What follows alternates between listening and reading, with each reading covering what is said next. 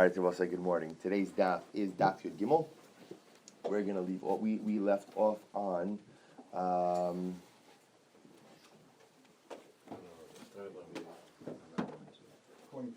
Bat Shraggai, thank you. Okay, Chana Bat Shraggai. All right, 2, 4, 6, 8, 10, 11 lines up. Thank you. Chana Bat Shraggai. Irabo psul. What happens if, so we'll say now, we're talking about the cases in which something happens to the Kohen Gadol, and therefore, bless you, and therefore the skan, the replacement has to operate in his stead. So the Mishnah says, the Brisa says, Irabo psul mino achar tachtov. So they went ahead, the Kohen Gadol has a psul, they appointed someone else in his stead. Rishon chozer la'avodaso. So both say when the original Kohen Gadol becomes fit, he returns to office. Sheni kol mitzvos kahuna gidol alav div Rabbi Meir. And Rabbi Meir says, but the second one, i.e. the replacement, who then became the primary, also remains the Kohen Gadol. Now I'll say, what does that mean? Take a look at Rashi. Kol mitzvos kahuna gidol alav, it's the third Y line in Rashi. Lo porea velo porein, which I will say means, lo porea velo porein means he does not tear his clothing, nor does he allow his hair to grow. What that means, I will say, not tearing his clothing is reference to avelus. Remember, again, a Kohen Gadol does not observe the laws of mourning. So he does not tear his clothing, velo porein, he does not allow his hair to grow. Allowing his hair to grow both is, number one, a form of avelus, but also remember, it's interesting, the Kohen Gadol must get his hair cut on a regular basis. The Rambam Paskin, the Kohen Gadol gets his hair cut once a week. Once a week, right? Why? Because the Kohen Gadol must be in tip-top grooming shape. He must look the part. So therefore, ve'enu metami lekrovim, he does not become tummy for his immediate relatives. Umusar al ha'amana, he's not permitted to marry a widow, which means because he can only marry a besula. Umishamish b'shon regadim, and he wears the clothing of the Kohen Gedolim. So here you have Rabbi Meir who says that even once the replacement becomes Kohen Gadol, always Kohen Gadol, and even though when the first one comes back, he will resume the day-to-day responsibilities of the Kohen Gadol. The second one remains in that position as well. Rabbi Yosef says, Rishon chozer la'avodaso. Rabbi Yossi says no. The first one comes back. The first Kohen Gadol, when he finishes whatever the impediment was, tumah, whatever else, he comes back. Sheni in a roy lo Kohen Gadol lo Kohen Hedja. But the replacement is nishtahin nishtaher. So he can't go ahead and continue to be the Kohen Gadol, obviously because there's only one Kohen Gadol. But he also can't go back to being a regular Kohen Hedjot. Rabbi Yossi, we'll see why. Rabbi Yossi says, Ma'aseh Yosef ben Elam, B'tzipori. There was once Rabbi Yosef ben Elam. Yosef ben Elam is, or was, a Sigan Kohen Gadol. He was the backup. And what happened? She'ira bo psul b'Kohen Gadol, mino tachtov. So once what happened, they called Yosef ben Elam out of the bullpen. The Kohen Gadol became Tameh, and they called Yosef ben Elam out. He took the position. Va'amru chachamim rishon. And then what happens? Then let's say afterwards, the Kohen Gadol came back to service. And the Chachamim said, Rishon chozer la'avodaso, Sheni ein roy lo Kohen Gadol lo Kohen Hedja. And I told Yosef ben Elam, when the Kohen Gadol came back, you could resume here, but again, understand that you can't really do anything. You can't be the Kohen Gadol, and you can't go ahead and be a Kohen Hedjot. Why? Did this happen on Yom Kippur? This could have probably a Yom Kippur case. Yeah. Yeah, and Rashi doesn't point out when it happened. I don't know if it really matters exactly when it happened, but the point is Kohen Gadol came back. So the Gemara says, what happens? Lola Kohen Gadol, Lola Kohen Hedjot. Kohen Gadol, Mishum Eva. So you can't be the Kohen Gadol literally because of Eva. Eva also means animosity. That you can't have two Kohanim Gedolim. You just can't have that because it's not going to be good. Kohen Hedjot, and he can't be a regular Kohen. Why? Mishum Ma'ala B'Kodesh V'Lo Moridin. Because also, again, once you've served in the capacity of the Kohen Gadol, you can't go back to being a Kohen Hedjot. There's a general concept that we go up in Kiddusha, we ascend and we do not descend. Amar Rabbi Bar Rachan Rabbi Yochanan. So both say fundamental machlokes is Rabbi Yossi and Rabbi Meir. Rabbi Meir holds that Lemaisa, once you become Kohen Gadol, you essentially retain that status, even if you are not the active service Kohen Gadol. So the replacement, once he becomes Kohen Gadol, essentially continues to practice that way. He'll wear the clothing of the Kohen Gadol. The restrictions on Avelos will apply to him. He'll have to cut his hair regularly. Rabbi Yossi says, no. You're only the acting Kohen Gadol when the primary Kohen Gadol is out of service, but once he's recommissioned, then Lamaisa, you kind of go into a Kohanic no man's land. You can't be Kohen Gadol because there's only one Kohen Gadol. You can't be a Kohen Hedja because Ma'alim Kodesh Ve'in Moridin. So Rabbi Yochanan says, Rabbi Yochanan, top of Yud Gimel, Halacha Rabbi Yossi. The halacha follows Rabbi Yossi. Namely what? Namely that Lemaisa, once the Kohen Gadol comes back onto the scene, the skan is kind of relegated to this Kohanic no man's land.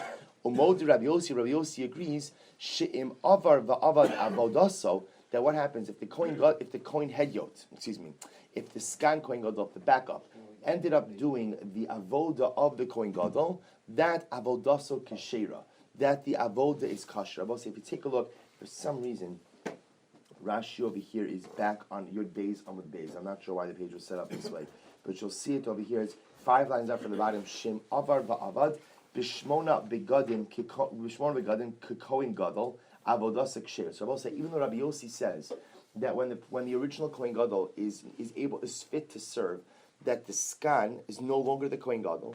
If the skan, however, operated in the capacity of the Kohen Gadol and wore the 8 garments of the Kohen Gadol and did the avoda, he says that the avoda is kshera, the ha Kohen Gadol hu, because at his core he is still a Kohen Gadol. Elo de amru rabbanan lo lishtamesh mishum eva. So I will say again, this is going back to what Rabbi Yossi say. Why can't the skan continue to serve as the Kohen Gadol? Because it's not good for shalom bayis. It's not good for Beis Hamikdash family dynamics to have 2 kohanim gedolim. It creates a sense of competition, could create a sense of animosity, and we don't want that. Therefore, again, we tell him you're not the Kohen Gadol. But if he did the avodah of the Kohen Gadol, wearing the clothing of the Kohen Gadol, then in fact the avodah works. Listen to what Rashi says here. Aval ba'arba vadai psula dahavle chaser v'chadam. If this same Kohen went ahead and did the avodah in the clothing of a regular Kohen, a Kohen Hedyot, then that avodah would not be good. That avodah would not be good. Because at the end of the day, Lemaisa, again, he's not a Kohen Hedyot. So back to the top of Yud Gimel Amud Aleph. So the Gemara says, Amar Rabbi Yehuda Amar Rav, Halach Rabbi Yossi. So Rabbi Yehuda says the name of Rav also, that the halacha follows Rabbi Yossi. Umod Rabbi Yossi she'imeis rishon shechozer la'avodaso. But Rabbi Yossi agrees, will say that what? That if the Kohen Hedyot, if the Kohen Gadol dies, then who becomes the automatic next Kohen Gadol? The skan, the replacement. Why? So the Gemara says, Pshita. So that's obvious. What's the chiddush in that? So the Gemara says, Ma'u d'tema, what would you have thought? Havile tzare mechayim. I might have thought that if that's the case, it creates an uncomfortable competition, even when the Kohen Gadol is alive. Meaning, if the Kohen Gadol looks over his shoulder and he knows that is the guy who's going to take my job.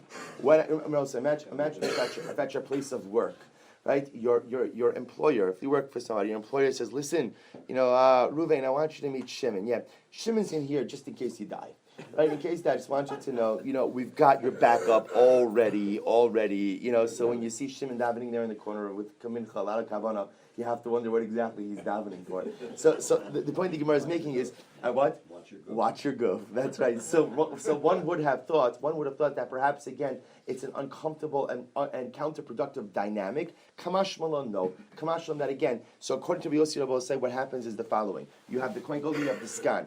If one goes ahead, something happens to the Kohen Gadol, the skan fills in. Once the skan fills in, he is vested with Kohen Gadol Kedusha. Now, again, but once the original Kohen Gadol is fit for service, he resumes the responsibilities of the Kuna Gedola. The problem, of course, at this point in time is what do you do with the skan? So Yossi says, essentially, he still remains the Kohen Gadol, but he's a decommissioned Kohen Gadol. He doesn't do the avodah of the Kohen Gadol. Why? Only because of Eva, because we don't want to create animosity. But if he were to do the avodah of the Kohen Gadol, as long as he's wearing the clothing of the Kohen Gadol, the avodah would be good. If he, however, were to practice as a Kohen Hedyot, then the avodah would not be good. And in the event that the Kohen Gadol dies, Lemaisa, this skan Kohen Gadol is the automatic next Kohen Gadol. And this is indeed, in fact, how the Rambam himself paskins. The Rambam says, this is in Hilchos Avodas Yom Kippurim, Perek Aleph Halacha Gimel. The Rambam says 2 things. First of all, we will say, based on our daf yesterday, the Rambam paskins Avodaso Michanchaso. Very important. Remember, we had this idea as to if the Kohen Gadol dies on Yom Kippur, how exactly do we consecrate or inaugurate the Kohen Gadol into the new Kohen Gadol into his service? So we paskin again just by simply doing the avoda. That's the consecration. And the Rambam also paskins like Rabbi Yossi, that after Yom Kippur is over and the Kohen Gadol returns to his position, the first one, the skan, ultimately is considered to be a Kohen Gadol. He just doesn't do the service of the avod of the Kohen Gadol. If he did the service is kosher. And when the first Kohen Gadol dies, the skan automatically takes his place. Rabbi, the rest of the year. Kolol. It's in Kolol. Yeah. So says the Gemara. Rabbi Huda Omer Af Isha Acheres Maskimla. So both say, remember, what did the Mishnah say? Rabbi Huda said, we even established another wife for him. Another wife for him. That remember again, I will say, just like we establish a backup Kohen in case something happens, Rabbi Huda says we also establish a backup wife. So says the Gemara, V'Rabbana Nami Ha Chayshi L'Shema. So I will say, interestingly enough, the rabbis disagreed with Rabbi Yehuda. And the rabbis said, no, you don't have to establish another wife, you don't have to set up another wife for him. Why? Because we're not choshesh that his wife is going to die. So the Gemara says, but the rabbis are contradicting themselves. Because on one hand, the rabbis said that we have to go ahead and set up a Kohen Gadol, a backup Kohen Gadol. In the event that something happens to the Kohen, so we're choshesh that the Kohen could become tamei, but yet what? We're not choshesh that his wife is going to die. So the Gemara says, once you're being choshesh for things, then you should be choshesh for all possibilities. So Amar the Rabbanon will say, no, tuma shchicha, misa lo shchicha. So the rabbis say, we plan for eventualities that are common. So the fact that a Kohen Gadol can become tamei, so that is a realistic occurrence for which we must create a contingency plan. But for the fact that the Kohen Gadol's wife must but for the fact that the Kohen Gadol's wife may go ahead and die, that we're not choshesh for. Again, I will say because that's not an occurrence that we have to actively plan for. So says the Gemara, Amrulo imkein ein ladavar sof. So remember again, they said to Rabbi Huda, if you're going to go ahead and set up a backup wife,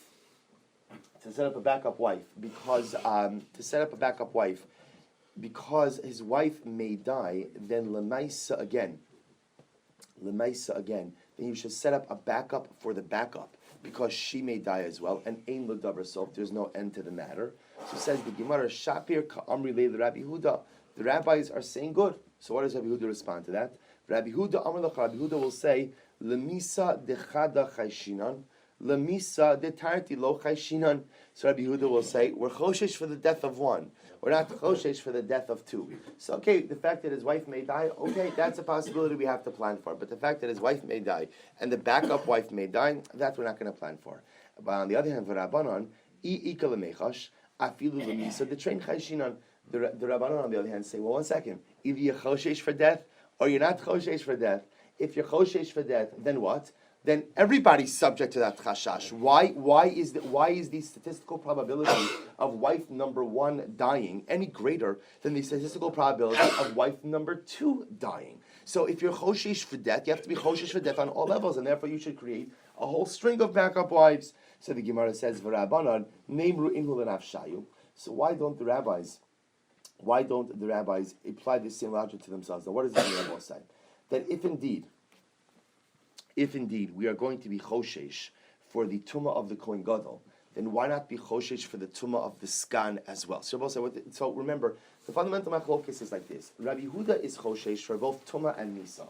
And therefore he says what we do is we go ahead and we plan for both of those contingencies. And therefore we'll go ahead and appoint the skan Kohen Gadol. So therefore if the Kohen Gadol becomes tamei, we have a backup. That's number one. And also we're choshesh that perhaps his wife is going to die, and therefore we go ahead and establish a backup wife as well. So if the Rabbanon are really concerned about tumah, then why shouldn't we be concerned about the tumah of the skan? Maybe the Kohen Gadol is going to become tamei, and maybe the backup Kohen Gadol is going to become tamei as well. Perhaps we should appoint other people to be backup as well. Amrei Rabbanon will say, Kohen Gadol zorisu. We're not really worried. You know why? Because the Kohen Gadol himself was someone who was very zoriz. Very zariz means he was very conscientious, right? Very conscientious, very conscientious about his job, and therefore he's not really going to become tamei. So the Gemara says, okay, if that's the case, lama metakinon kohen acher. So we'll say, but if that's the case, that we're so convinced that the kohen is so zariz, that the kohen is so conscientious, then why set up a backup to begin with? And why even the need to create the skan? To which the Gemara says, we learn this actually on Amud Aleph. Beis Amud Aleph. Kevan da'avdinan leitzara kol shekein demizdaris tfei. Because of Osai, there is nothing that keeps you on your toes, like knowing that you have a little bit of competition, like knowing that there's another guy that is sitting right there on the sidelines, ready to jump on your job as soon as you go ahead and slip up. That's what creates this reason. So Osai, an incredible yisod in general. that when people don't feel competition, when people don't feel a fire burning under them, they could get away with underperforming. But when you know that there's competition on the sidelines, Lemaisa, you bring out your A game. So therefore, the Gemara says over here, so in reality, are we choshish that the Kohen Gadol is going to go ahead and become Tameh? Kohen Gadol, we generally assume, is Zoriz. But you know what creates even a greater Zrizus? Is the fact that there's a backup. Umi sagile betakanta. So we'll say, now watch this. Now, so according to Rabbi Yehuda, we're going to go ahead and establish a backup wife for the Kohen Gadol. So the Gemara says, and the whole reason for this is why? Because we're afraid, because the Kohen Gadol must be married for the service of Yom Kippur to be effective. So the Gemara says, does this process of creating a backup wife actually remedy and address the issue? After all, Beiso Amarachmana, Vaha Lav Beisohu. We'll say, what does the Torah say? The Torah says, "V'chiper ba'ado u'ba'ad beiso." He will go ahead and atone for ba'ado on behalf of himself, u'ba'ad beiso on behalf of his home. And we saw already, the Gemara says, "Beiso zo ishto." Right? What's your home? Your home is your wife. So that's why the Kohen Gadol has to be married. So we'll say, let's analyze this. Let's say Mrs. Kohen Gadol, Baruch Tayin Emes, dies on Yom Kippur. So now there's the backup wife. Very nice. What's the only problem? They're not married. Meaning, so what exactly? So meaning, but Beiso doesn't just mean that you have a kala. Beiso doesn't just mean you're seeing someone seriously. Beiso doesn't just mean I think I think there's a future over here. Beiso means you're married to her, but you're not. But in this, the way we're setting this up over here. Now again, if Mrs. Kohen Gadol dies before Yom Kippur, okay, you can marry. There's time to marry. What if she dies on Yom Kippur itself? What is he going to do? To which the Gemara says, you're right. What happens? No, you know what? They do kiddushin before Yom Kippur. Rabbi say, remember, biblically speaking, polygamy is permitted. So therefore, what's going to happen on Erev Yom Kippur? By the way, this is not a good way to go into Yom Kippur with your wife. That's what I tell you. You want to talk about asking for mechila? This is. I hope the Kohen Gadol was having the Suda Mafsek somewhere else. But so what does he do? He actually betrothed this woman on Erev Yom Kippur, or sometime before Yom Kippur. He actively is Mekadesher. The Gemara says, that's right. The Gemara says that still doesn't work. V'hakamo delo kanisla lav beisohu. But that doesn't matter. Kiddushin is not enough. Rabbi say beiso has a connotation of full-fledged marriage, which means Kiddushin and Erisin. Now, lav dafka that he have to have lived with her. That's not what the Gemara is suggesting. What the Gemara is suggesting, however, is just procedurally, they have to be fully married for it to be called Beiso. You need Kiddushin and Erisin. Remember, we'll say, we actually learned this in our Amid Yomi days. So Kiddushin is accomplished just by giving a woman an item of value. It creates transactional marriage. But there's still another piece called Erisin. Erisin is chuppah, whatever chuppah means. But you have to do chuppah. So the Gemara says, just because he's Mekadisher, that doesn't make her Beiso. To which the Gemara says, you're right. The Kanisla. Okay, you're right. What happens? Mamish, sometime before Yom Kippur, he marries her. Erisin and Nisuin. So the Gemara says, well, then you have a problem. Imkain habile shnei batim. If that's the case, Rabbi say, then what? That the Kohen Gadol has two homes. So you'll say, who cares about two homes? Rachman, the Torah says, "V'chiper ba'ada u'ba'ad beiso." He will atone for himself and for his home singular. V'lo ba'ad shnei batim. But he does not atone for two homes. So also now we're in a little bit of a catch-22. On one hand, the Kohen Gadol has to be married in Yom Kippur, and therefore, again, we want a contingency marriage as well. As on the other hand, he cannot be married to two women at the time of the avoda. To which the Gemara says, you're right. So what does he do? He marries her and then he divorces her. So the Gemara says, well, what does that do? If he divorces her, then we're back to square one. Now I will say, what the Gemara is now going to do is the Gemara is going to go through a series of possibilities that are all fundamentally flawed. And the Gemara knows they're fundamentally flawed. We're just trying to reach some type of final resolution over here. So the Gemara says, Lo tzricha, what's the case over here? The megarish al tanai. He divorces her on condition. What's the condition? The Amarla harizegitech. Well, so listen to this. He says to her, this is your get. Alminas shetamusi. This is your get on the condition that you die. And all of a sudden, now, what does that mean? This is your get on the condition that you die.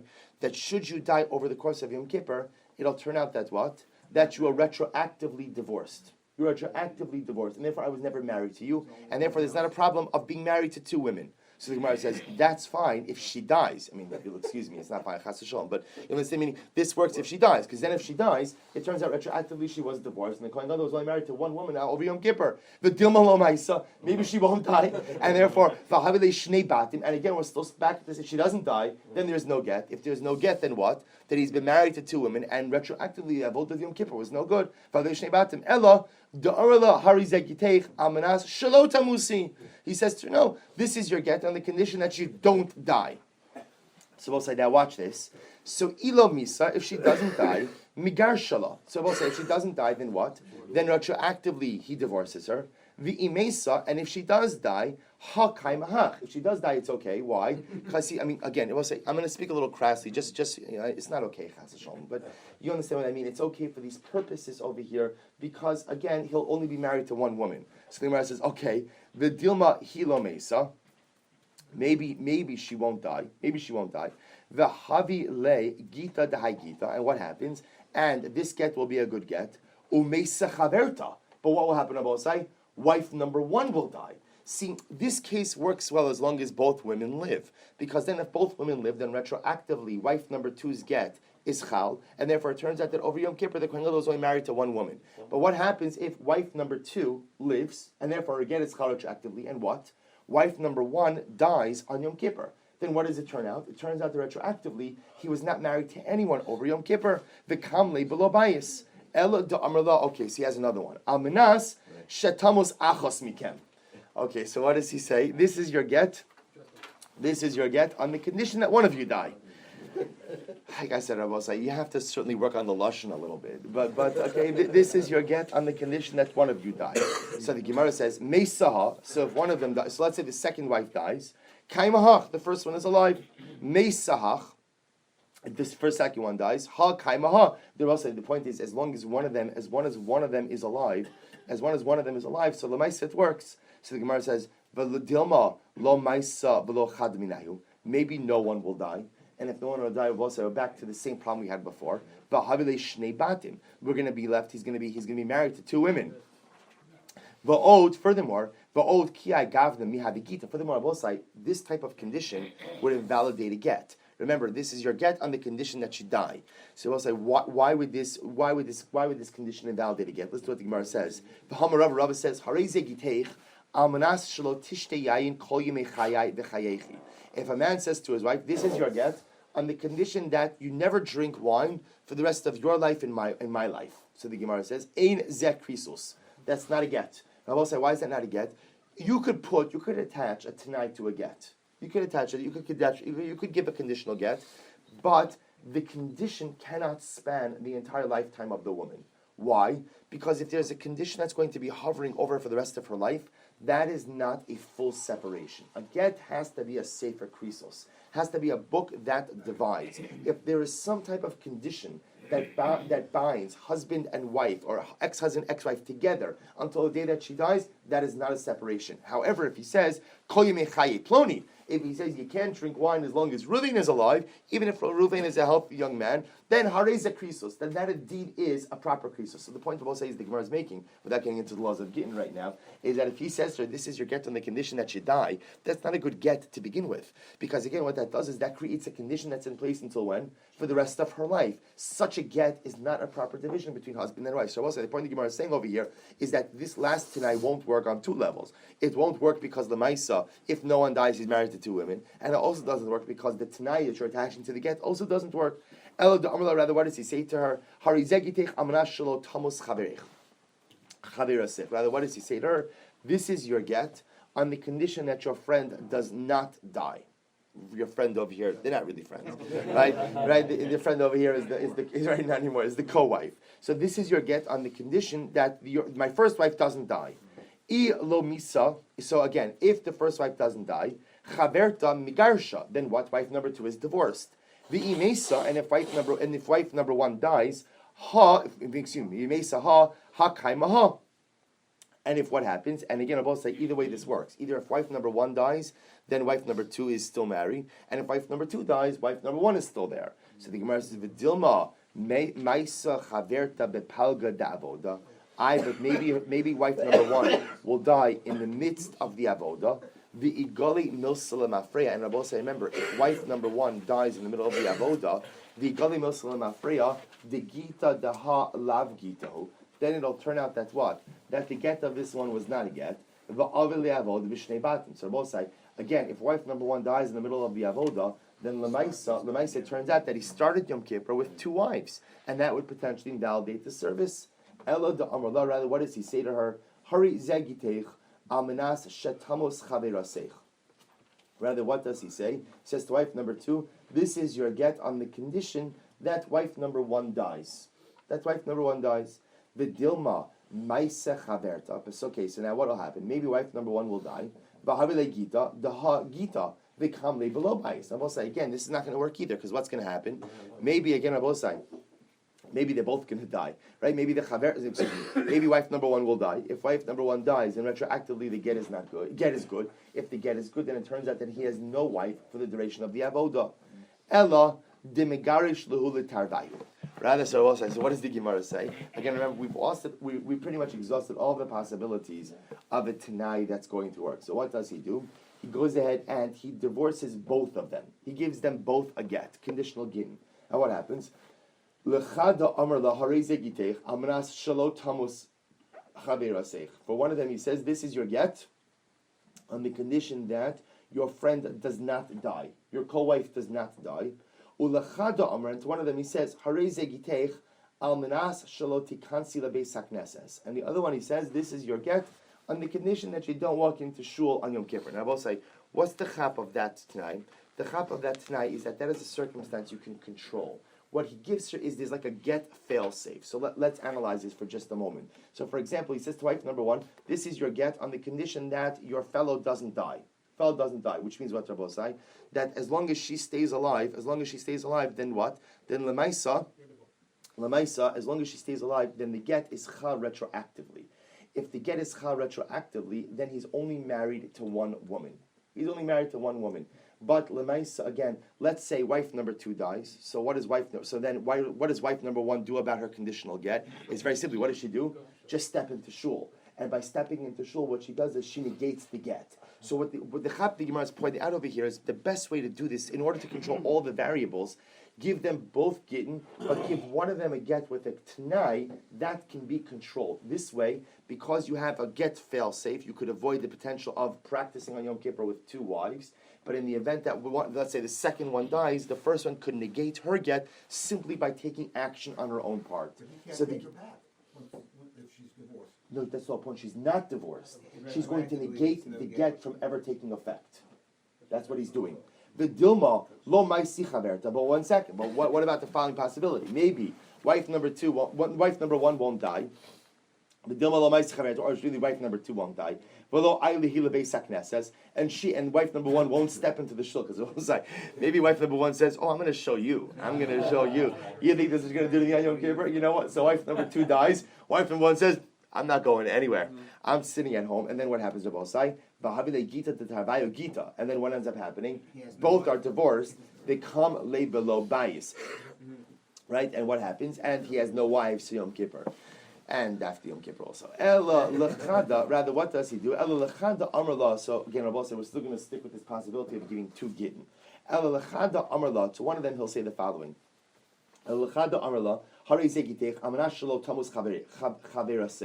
He says to one of them, this is your get on the condition that your co-wife doesn't die.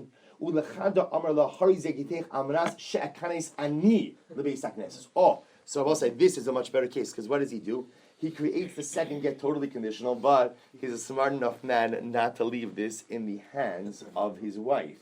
What does he do? He puts the condition in his own hands. This is your get on the condition that I don't walk into the shul. So this way, I will say again, he has the ability to go ahead and activate the get himself. It does enter, excuse me.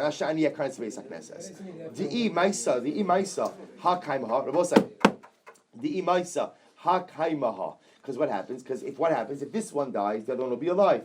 And if this one dies, they will be alive. So the Gemara says, so what are you concerned about?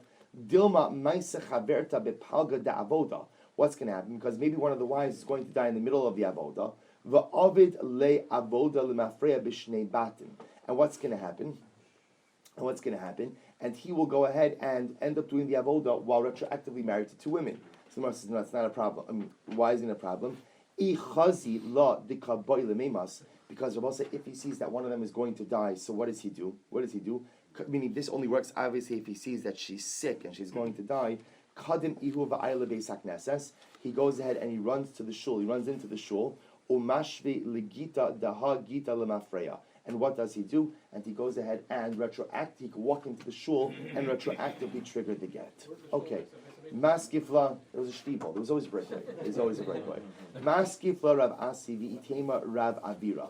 Elameata, using this logic, shtei yevamos habaos mi bayis achos lo yisyatmu. So Rabbi say again, just so you should understand, what's ended up happening over here is the Gemara really seems to end off with this last case. The Yoma really ends off that we have a problem. There really is a difficulty. We'll still try to resolve it, but the Gemara gives this whole, we especially spent a daf and a half trying to figure out what Tanai he can employ in order to be married to these two women, and the truth is we've seen all of them really have their holes. So the Gemara now just raises a secondary issue. Using this logic, Elame'ata, Shtei Yevamos Habaos Mi Bayis Echad. If you have two Yevamos that come from one home, now we'll say, what does this mean? Look at Rashi. It's on the top of the daf, 3 lines into Rashi, on the wide lines. Shtei Yevamos Habaos Me Adam Echad. So, Shahayelo Shtei Nashim. If you have a man that was married to two women, Lo Tisyavim Afilo Achas Man Daha Bayis Echad Ksiv. Listen to this. Let's say the Kohen Gadol has a brother, and the brother dies, and what, excuse me, it doesn't have to be the Kohen Gadol, I take that back.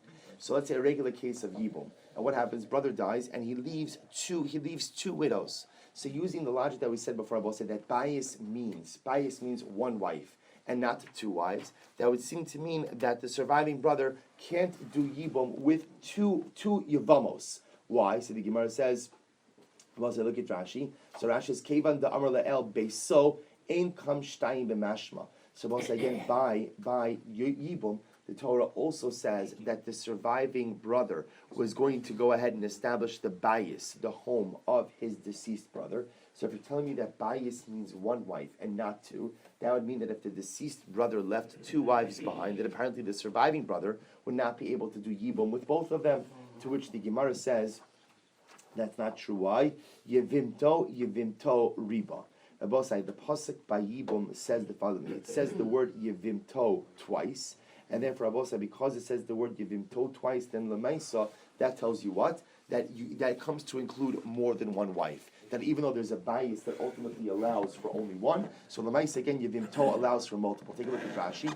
Rashi says, Rashi, I'm sorry. Yevimto riba.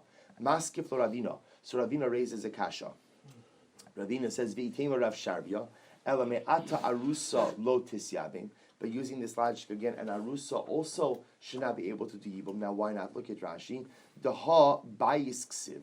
Va'at amrit la'el kol kama de lo kanis le'lobe. So Basa, listen to this. Let's say deceased brother, we'll call him Ruvain. Let's say Ruvain dies and he did not do nisuin with his wife. He only did erusin. So maybe you'd be tempted to say that what? That yibum should not apply to a wife that only had erusin, but also had nisuin. And why would you say that? Because again, the Torah uses the word bayis, by yibum, and bayis, as we just said before, by the Kohen Gadol means what, Rabbosai? Means full consecrated marriage. So the Gemara says, maybe you shouldn't do yibum by narusa. So which the Gemara says, hachutza lerabos as ha'arusa. So Rabbosai, interestingly enough, the Torah says hachutza. So hachutza, this lashon, the Torah says hachutza leishzar, that she should not have to go, the wife of the deceased husband should not have to go out. So Rabbosai, the Gemara seems to understand that the word hachutza, going out, comes to include even the arusa. What does that mean? It means that any woman who was on the inside of marriage, even if it wasn't full-fledged marriage, it was just erusin and not nisuin, such a woman will still be subject to the laws of yibum. So the Gemara goes right to Tan Rabbanan, Kohen Gadol makriv onim ve'eno ochal. The Kohen Gadol goes ahead. The Kohen Gadol could be makriv onim ve'eno ochal. So also we know this, that the laws of Avelos don't apply to a Kohen Gadol. The Kohen Gadol does not tear his Kohen. The Kohen Gadol cannot even be metame for his 7 close relatives. So the Gemara says the following. So the Gemara says a Kohen Gadol, although he can offer up the sacrificial service in a state of Tumah, he cannot eat. He cannot eat. Actually, also we saw this earlier. So he can do the avoda, but if there are certain parts of the karbanos that are consumed, he may not eat of the karban. Rabbi Yehuda says, look at Rashi just for a moment. Rashi says, "Ve'ino ochel shelo hutra kan ela avoda v'kachim asurim la'onein kal v'chorim meiser hakal she'amar Torah lo achalti ba'onim mimenu." So Rashi points out that we learn out actually from Meiser that you're not allowed to eat from Meiser in a state of aninos, and if you can't eat from Meiser in a state of aninos, then certainly what? You can't eat from sacrificial items. He could do the avoda, but he can't eat. Rabbi Yehuda says, kol hayom, the whole day. So what does that mean? My kol hayom, amar Rava lo nitzracha ela lahavio misoch beiso. I will say, interestingly enough, according to Rabbi Yehuda says that a Kohen Gadol is permitted to do the avoda the entire day. And not only that, what do? If the Kohen Gadol was not in the Beis Hamikdash at the time that he became an Onen, what do? We literally bring him from his house and bring him to the Beis Hamikdash. Because you also remember, the example, when we normally talk about the Kohen Gadol doing the avoda when he's an Onen, how do we normally conceptualize it? That he's in the Beis Hamikdash doing the avoda and he hears about what occurred. But now what the Rabbi Yehuda is saying is that no, even if he's not in the Beis Hamikdash at the time when the news occurs, but rather he's at home, what do? We actively bring him from his home to do the avodah in the Beis Hamikdash. Look at Rashi. Why would we do such a thing? Lahavio misoch beiso. Rashi says mitzvahu shevio lemikdash laavod kalayom. It's a mitzvah to bring him to the Beis Hamikdash to do the avodah the whole day. Kedei lefakeach tzara. This is amazing. Why? To ease his pain. The assumption is that if we don't allow the Kohen Gadol to go ahead and do the avodah, it's going to amplify his pain of loss. And also, remember, the Kohen Gadol has a very unique type of pain because he's not a regular person. He can't go to the levaya. He can't help in the kvura. He doesn't sit shiva. He doesn't tear his clothing. So the Gemara says, Rabbi Yehuda says, almost as if he's not going to be able to mourn, then what do we need him to do? We need him to do the avodah. So we pick him up from his house, we bring him to the Beis Hamikdash. Amar le Abaye hashta, Rabbi Yehuda afuki mafkin alei. Okay, Rabbi will say, you know what? Actually, what we're going to do is we're going to stop over here by Amar Le'Abaye because I want to share with you a few things. So we left off again in the middle of this sugya over here. So we'll figure out what we're going to do with the Kohen Gadol who's in owning tomorrow. But just again to close up a couple of loose ends. Number one, like we said before, the Rambam Paskins that the halacha follows like Rabbi Yossi. So it says Rambam Avodas Yom Kippurim Perek Aleph Halacha Gimel. Three things we learn. Number one, avodaso mechanchaso. If the Kohen Gadol does in Yom Kippur, the way we inaugurate the skan is through avoda. Number two, once the Kohen Gadol is fit to come back for service, the skan is decommissioned, yet he still remains the Kohen Gadol, which means what? If he did the avoda in Kohen Gadol clothing, the avoda is good. And when the Kohen Gadol dies, who becomes the automatic next Kohen Gadol? The skan. That's the Rambam. Next. The halacha is Rambam Paskins. This is in Klei HaMikdash, Perek Hey, Pasuk Yud. The Rambam writes, "Ve'eno nosei shtei nashim." The Kohen Gadol cannot be married to two women at the time of the avoda. Ve'im nasa shtein. I take that back. The Rambam Paskins that the Kohen Gadol in general may not be married to two women. However, ve'im nasa shtayim, if he did marry two women, ve'eno yachal la'avod b'yom atzom. If the Kohen Gadol was married to two women, apparently again, that would not necessarily preclude him from doing his kohanic duties on a day-to-day basis, but it would prevent him from doing the avodah on Yom Kippur, so he'd have to go ahead and divorce one of them. Next, also going back to yesterday for just one moment. Remember we had the machlokes on Yud Beis Amud Aleph about whether or not Yerushalayim nischalka l'shvatim. Right? Was Yerushalayim divided up among the shvatim or not? The Rambam paskins that Yerushalayim was not divided up among the Shvatim. Yerushalayim, although it was technically speaking in the tribal area of Yehud and Binyamin, it did not actually belong to Yehud and Binyamin, it belonged to all of Klal Yisrael. Therefore, as a result of that, remember based on yesterday's sugya, there is no nigoim, there is no nige habatim, there is no tzara'as of the homes in Yerushalayim, the Rambam paskins, and in maskirin b'soch habatim. The Rambam says that when the Ole Regel came, therefore what? If I was a homeowner, I cannot rent out my house or rent out a bed to the people who came for Aliyah L'Regel. What can I do? I could take their hides, the animal hides, right? I could go ahead, right? I could go ahead and say, you know what? You stayed by my house, you should give me the hides. But l'maisa the Rambam paskins that Yerushalayim was not nischalka l'shvatim. I'll end off with one last thing, which I think is quite fascinating. There is a tshuva by the what time is it? There's a tshuva. Who played with the clock up there? It says 6:45 up there. All right, there was a going. So I'll say, all right, we have a little coffee. So listen, so I'll say, so I'll take something interesting. We could have gone weiter in the Gemara. Okay, I could have gotten to the Mishnah. Okay, fine. So there's an interesting tshuva of the Shvus Yaakov. The Shvus Yaakov is Rav Yaakov Reischer, who lived 1670 to 1733 in Prague. So listen to this. The Shvus Yaakov says, "De echad shenasa isha al ishto." Listen to this. This is a lemaisa case. He says, let's say a man married a second wife. So you'll say to yourself, how can a man marry a second wife? There's such a thing. It's called a heter mei rabbanim. A heter mei rabbanim means, without getting into all the technicalities of Rabbi, say that if a woman, for some reason, is not receiving a get, this often comes up. Unfortunately, let's say in cases of Alzheimer's or cases where a woman doesn't have the mental capacity to receive a get, but the husband wants to get remarried. So what happens is there's something called the Heter Mei Rabbanim, which essentially is you have to get 100 signatures of Rabbanim that would ultimately allow for a man to get remarried. Since technically speaking on a biblical level, so a man can get remarried, but there's a Cherem Rabbeinu Gershom, essentially a rabbinic ban. So the rabbinic ban could be lifted by 100 rabbinic signatures. So let's say a man got married through what's called the Heter Mei Rabbanim. So listen to this. The Shvus Yaakov says, "The shuv lo yispalel biyamim noraim." Lahotzi hatzibur yedei chovasam. The Shvus Yaakov says, bless you, that this person who's married to this woman for a heter mei rabbanim should not go ahead and that he shouldn't be the chazan yamim noraim. Why not? Ad she yegarish as ishtar rishon, until he's somehow able to divorce his first wife. Why? V'hu al pi ma shepasa karama the shliach tzibur yam noraim tzarich lios nasui dumya de kohen gadol biyom kippurim. So listen to this. So he says, because how does the Ramah paskin? The Ramah says that the Shliach Tzibor for Yom Noram should be married. Why? Because the Shliach Tzibor Yom Noram, I should listen very carefully. The Shliach Tzibor Yom Noram is like the Kohen Gadol. He is like Tefillah today is instead of the Avoda. So the Shliach Tzibor is like the Kohen Gadol. And therefore says the Ramah, just like the Kohen Gadol had to be married, so to what? The Shliach Tzibor has to be married. So the Shvus Yaakov takes this a step further. Just like the Kohen Gadol could what?